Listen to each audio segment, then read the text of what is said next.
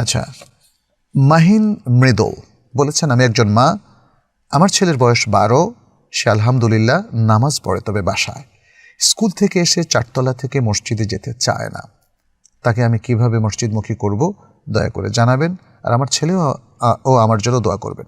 অবশ্যই শুরুতেই দোয়াটা করে নেই, কারণ কথা একটু লম্বা হয়ে গেলে দোয়ার কথা ভুলে যাই আমরা। তো আল্লাহ তাআলা আপনাকেও হেফাজত করুন, বারাকা দিন, আপনার সন্তানকেও হেফাজত করুন, বারাকা দিন, এবং দ্বীনের সঠিক সমাজ এবং দ্বীনের কাজ করার স্পৃহাটা যেন আল্লাহ তাআলা সবাইকে দান করেন, আপনার ছেলেকেও দান করেন। আচ্ছা, আপনি এখানে বলেছেন আপনার ছেলের বয়স 12 বছর। এটা এমন একটা বয়স, তাতে আমাদের এই মৌসুমী অঞ্চলে অনেকেই ম্যাচিউরড হয়ে যায়, বালেগ হয়ে যায়, তখন তো সালাত তাকে পড়তেই হবে।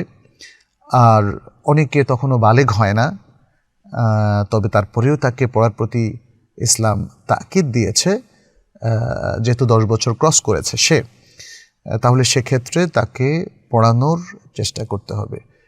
তবে আপনি বলেছেন যে সে অলরেডি সালাত পড়ে, সালাত কিন্তু তার মিস হয় না, সে মসজিদে যেতে চায় না, তাহলে আপনি কিভাবে তাকে মসজিদমুখী করবেন? আমরা প্রথমত আপনাকে ধন্যবাদ জানাতে চাই যে আপনি আপনার সন্তানের ব্যাপারে, তার দিনদারির ব্যাপারে আপনি এতটাই উদ্গ্রীব, এতটাই আপনি হারিস, এবং আপনি তার মধ্যে ইখলাস, তার মধ্যে দিনদারি, তার মধ্যে সালাত, তার মধ্যে আপনি বপন করতে চান। এতে একজন মা হিসাবে আপনি চমৎকারভাবে শুরু করলেন, এবং আমি আশা করি যে আপনার সন্তান আপনার মতো একজন মায়ের আন্ডার ইনশাআল্লাহ ভালো হবে সে। এখন যদি সামান্য কিছু প্রবলেমও থাকে, সেটা কিভাবে দূর করা যায় আমরা কিছু রেকমেন্ডেশন আপনাকে দেব। আমরা আশা করছি যে সে প্রবলেমটা থাকবে না।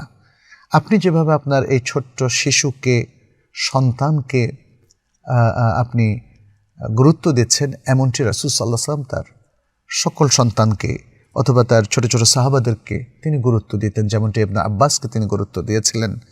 এবং তিনি ইবনে আব্বাসকে, আমরা শুরুতে বলেছি, ইবনে আব্বাসকে তিনি তার পেছনে মাঝে মাঝে চড়াতেন। একদিন তো তিনি তাকে বলেছিলেন, ইয়া গোলাম ইন্নী উআল্লিমুকা কালিমাতিন ইহফাযিল্লাহ ইয়াহফাযকা ইহফাযিল্লাহ তাজিদহু তুজাহাক ইযা সাআলতা ফাসআলিল্লাহ ওয়া ইযা ইসতাআনতা ফাসতাইন বিল্লাহ। খুব চমৎকার দ্বীনি জ্ঞান, আকীদার জ্ঞান, দ্বীনদারি তাকে শেখালেন। হে প্রিয় বৎস, আমি তোমাকে কিছু কথা শিখিয়ে দিচ্ছি, তুমি আল্লাহর হুকুমের এবং বিধানের হেফাজত করো, আল্লাহ তোমাকে হেফাজত করবেন। তুমি আল্লাহর বিধানের হেফাজত করো, তাহলে তুমি তোমার কাছে আল্লাহকে পাবে।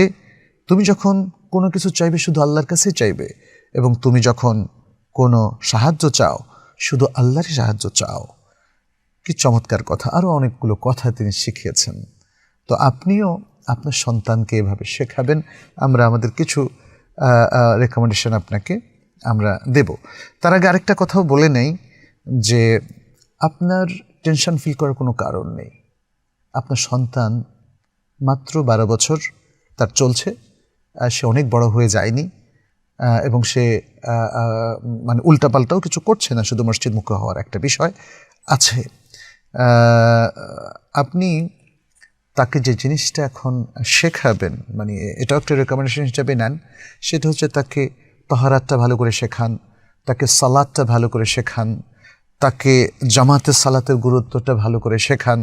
হ্যাঁ, এমনটি আমরা দেখি যে আমাদের সালাফ সালিহিনের অনেকেই আমাদেরকেও নাসিহা করেছেন এবং তারাও তাদের সন্তানকে শিখিয়েছেন। যেমন প্রথমে যদি আমরা রাসূলুল্লাহ সাল্লাল্লাহু আলাইহি সাল্লামের একটা হাদিসের কথা বলি, যেটি আবু দাউদ হাসান সানাদে বর্ণনা করেছেন, বলেছেন, মুরু আওলাদাকুম বিসসালাতি ওয়া হুম আবনাউ সাবঈন, তোমাদের সন্তানদেরকে যখন তাদের বয়স 7 বছর তখন তাদেরকে সালাতের নির্দেশ দাও। ওয়াদরিবুহুম আলাইহা ওয়া হুম আবনাউ আশরিন, এবং যখন তাদের বয়স 10 বছর তখন তাদেরকে প্রহার করো, অর্থাৎ প্রেসার দাও। আর প্রহার যদি করতেই হয় অনেক দুষ্ট ছাত্র, তাহলে মৃদু প্রহারের কথা বলা হচ্ছে, কারণ অন্য হাদিসে এসেছে দরবান গায়রা মুবাররাহ।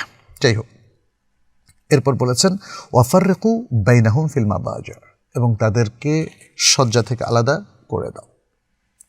এরপরে বাচ্চাদেরকে শেখানো, সালাতের প্রতি তাদেরকে আগ্রহী করা, দিনদারি শেখানো, এটা কিন্তু বাচ্চার অধিকার। মনে রাখবেন, আমাদের অনেক সময় সাধারণ ধারণা আমাদেরকে অন্যদিকে নিয়ে যায় যে ধর্মীয় বিষয়গুলো একদমই অপশনাল, কিন্তু আপনাকে তো কোরআন হাদিসের আলোকে জানতে হবে। তাহলে কোরআন হাদিসের আলোকে তাদেরকে কোরআন বোঝানো, হাদিস বোঝানো, সালাতে অভ্যস্ত করা, দিন বোঝানো, এটা কিন্তু মা বাবার উপর বাচ্চার অধিকার। তেমনটি আল্লাহ রাসূল সাল্লাল্লাহু আলাইহি সাল্লাম একাধিক হাদিস উল্লেখ করেছেন, যেমন বলেছেন ওয়া ইন্না লিওয়ালাদিকা আলাইকা হাক্কান, এবং তোমার উপর তোমার সন্তানেরও একটা হক আছে, তাই না?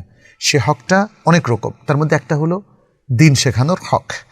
আর রাসূল সাল্লাল্লাহু আলাইহি ওয়াসাল্লাম থেকে আরেকটা বিখ্যাত হাদিস আছে বুখারী মুসলিমের মধ্যে, তিনি বলেছেন আলা কুল্লুকুম রাইন ওয়া কুল্লুকুম মাসউলুন আন রাইয়াতিহি। এই হাদিসের মধ্যে তিনি বলছেন ওয়ার রাজুলু রাইন আন আহলিহি ওয়া মাসউলুন আন রাইয়াতিহি, এবং ওয়াল মারআতু রাইয়াতুন আন যাওজিহা ওয়া ওয়ালাদিহি। এভাবে পরিবারভুক্ত সবার এবং সন্তানেরও ব্যাপারে যে বাবা মা দায়িত্বশীল, সেটা কিন্তু এই হাদিসে স্পষ্ট উল্লেখ করা হয়েছে। ইমাম শাফিঈ তিনি উল্লেখ করেছেন ওয়া আলাল আবাই ওয়াল উম্মাহাতি আন ইউআদ্দিবু আওলাদাহুম ওয়া ইউআল্লিমুহুম আত-তাহারাতা ওয়াস-সালাতা ওয়া ইয়াদরিবুহুম আলা যালিকা ইযা আকিলু। বাবা এবং মা তাদের উপর ফরজ হচ্ছে তারা তাদের সন্তানকে আদব শেখাবে এবং তাদেরকে তহারাত, সালাত এগুলো শেখাবে, এবং যখন তারা আকলমন্দ হবে, বুদ্ধিমান হবে, তখন তাদেরকে সেজন্যে তারা প্রহার করবে, অর্থাৎ প্রেসার দিবে। এখানে আসলে প্রহার বলতে প্রেসার বোঝানোর উদ্দেশ্য।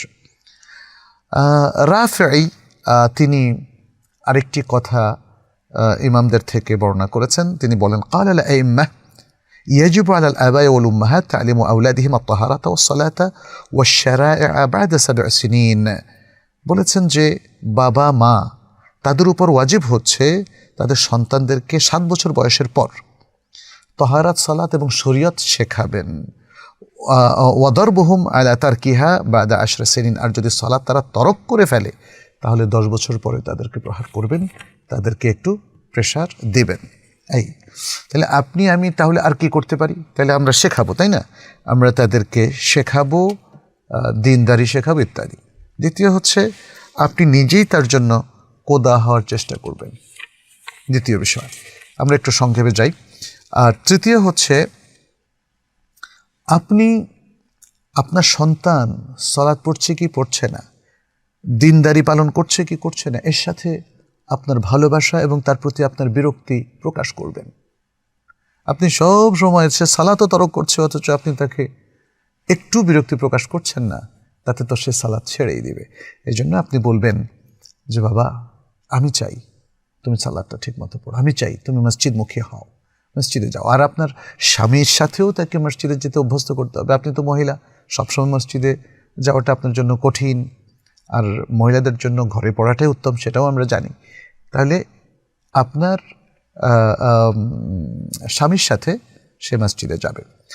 চতুর্থ হচ্ছে বাসায় সবাই মিলে মাঝে মাঝে দিন শেখার একটা ছোট্ট আসর করবেন, একটা দার্স, সালাতের উপর দার্স, মসজিদের উপর দার্স, জামাতে সালাতের উপর দার্স, কোরআনের হাদিসের দার্স।